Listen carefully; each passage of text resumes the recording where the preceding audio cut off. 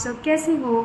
आज मैं आपको एकलव्य की कहानी सुनाऊंगी। यह महाभारत काल के समय की बात है। हस्तिनापुर के पास एक बस्ती थी जिसका सरदार था हिरण्यधेनु। उसी का पुत्र था एकलव्य। वह राजकुल में नहीं था, लेकिन उसे तीर चलाने का बहुत शौक था और वह उसमें निपुण होना चाहता था। उसे पता चला कि राजकुल के बच्चों को गुरु द्रोणाचार्य धनुर्विद्या सिखाते हैं, तो वह उनसे सीखना चाहता था। तो इसीलिए वह वहाँ चला गया और चुपचाप खड़े होकर उनकी धनुर्विद्या का अभ्यास देखने लगा। उसमें उन्होंने लक्ष्य दिया था सब बच्चों को कि एक चूड़ी में से तीर को पार करना था और वो सीधा चिड़िया की आंख में लगना चाहिए था, जिसमें एक एक करके एक भी बच्चा पारंगत नहीं हो पाया और एक अर्जुन थे जिनसे थोड़ा सा निशाना चूक गया था। यह देखकर एकलव्य एक साथ बोल पड़े कि बस थोड़ी सी ही कसर रह गई। इतना सुनकर सभी का ध्यान एकलव्य की ओर गया। गुरु द्रोणाचार्य ने उन्हें अपने पास बुलाया और उनसे पूछा, क्या तुम्हें तीर चलाना आता है? तो एकलव्य ने एक साथ कह दिया कि हाँ जी आता है। तब उन्हें मौका दिया गया और उन्होंने सीधा तीर चिड़िया की आंख में लगा दिया। इतना देखकर तो गुरु द्रोणाचार्य हैरान रह गए।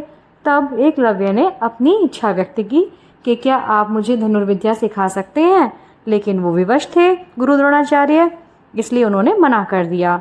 वहाँ से हताश तो वो हो गया, लेकिन एकलव्य ने गुरु द्रोणाचार्य को मन में ही अपना गुरु मान लिया और उनकी एक प्रतिमा जंगल में बना ली और उनके समक्ष धनुर्विद्या का अभ्यास निरंतर करने लगा।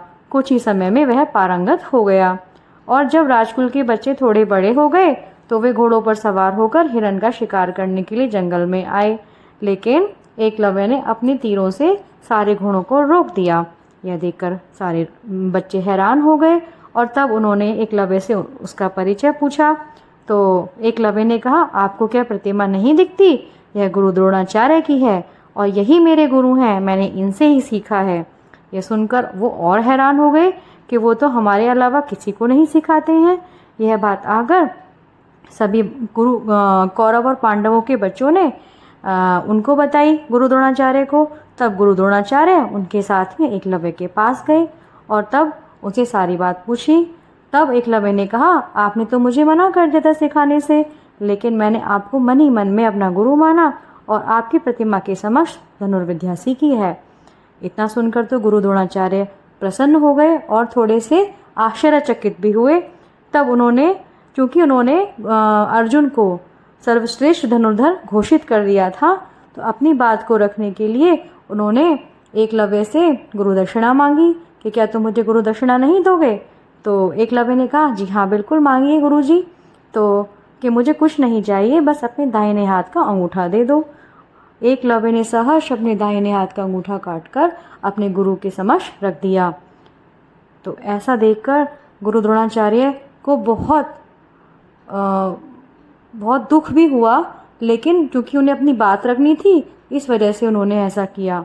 लेकिन एकलव्य की आप विशेषता देखिए कि अपने गुरु के प्रति वो इतना समर्पित था, इतना श्रद्धा भाव था कि उसने अपने अंगूठा जिससे तीर चलता था उसे काट के उनके समक्ष रखने में जरा सी भी देरी नहीं की।